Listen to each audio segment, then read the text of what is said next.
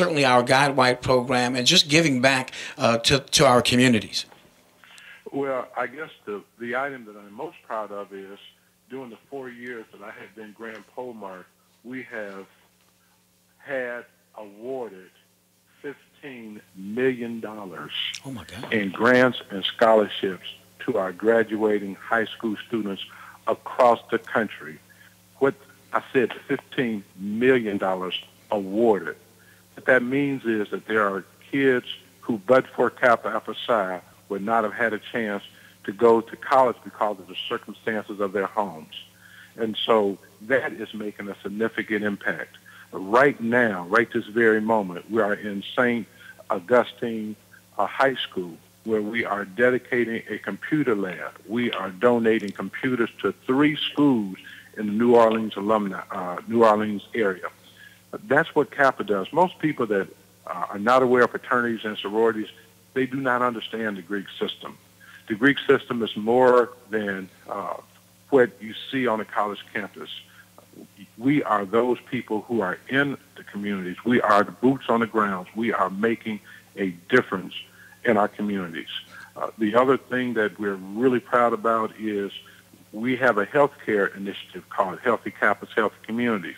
And in these 4 years, we have health screened at no cost over 7,000 people, both Kappas and non-Kappas.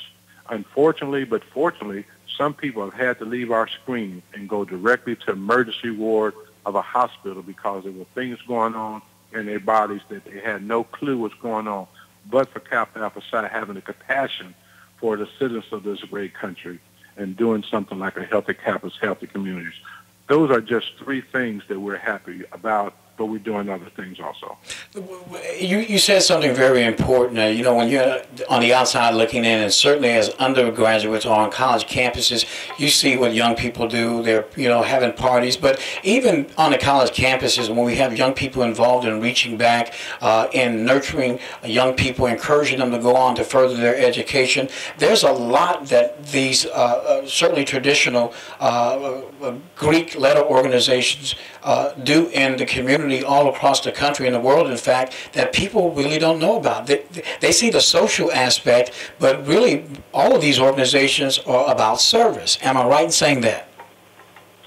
And you're absolutely right saying that. And Brother Brown, you alluded to something else. We have some bright, talented young folks in school. Amen. Unfortunately, they are not the ones to get the attention in the news. Unfortunately, they're not the ones that are being encouraged. We have the future is bright in America.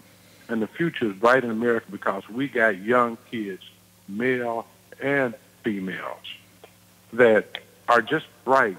And really, people don't want to know how much you know until they know how much you care. Amen. And Kappa, and you have a Sigma brother in the station. That's right. AKAs, Deltas, and others. All of us, all of the Divine Nine, are committed to helping our young folks reach their potential. We're committed to letting our young folks know that we believe in them and that they can do anything that they want to do in life. You're exactly right. Frat, when you look at what's taking place recently throughout the country, and it's one of the things that we do here on the show and have been doing for more than 13 years, exposing unrighteousness, really putting a microscope or a spotlight on an alarming number of unarmed black men who are being killed at the hands of police officers.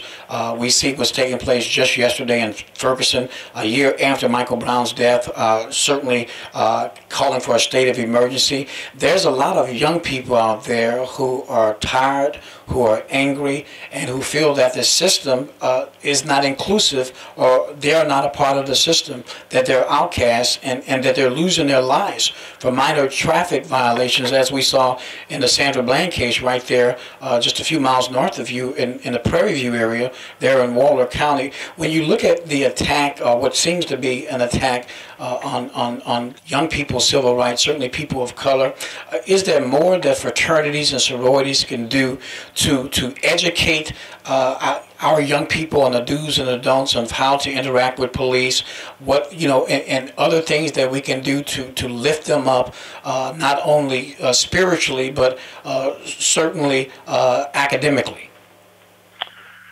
That's taking place. All of the Divine Nine. There's a council of presidents. The presidents are those presidents of the Divine Nine. We meet regularly. We discuss the issues of the day. We are doubling down on our efforts. So as those negative things occur in the real world, what we're doing is we're doubling down and increasing our efforts to let them know, them being the young folks, to let them know that they matter and that we care. Right now, we have young folks here in New Orleans that are here for leadership training. We are training tomorrow's leaders. Every other year, we have 100 kids, undergraduates, that go to corporate leadership training. Every year, we have 100, I'm talking about Kappa, but understand this, all of the Divine Nine are doing the exact same thing in their own ways. Every year, we have 150 kids that go to Paul Quinn College for 2-week math, science, entrepreneuring programs of this nature. And no cost to them, no cost to their families. And so, fortunately, their parents may not be able to do it, but men of Kappa all over the country are able to participate. Brother Brown, thank you. I'm being called away to another room. Your frat, Ron Julian, is standing by.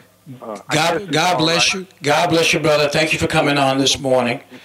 We're going to make sure he's okay, and thank you, and I look forward to seeing you at Conclave, sir. Yes, sir. We see you in just a couple of days, and, of course, that was the Grand Polmarch for Kappa Alpha Psi. That was my fraternity brother, William Randy Bates, and he's down. They're dedicating a computer lab at St. Aug, the Purple Knights there in New Orleans. So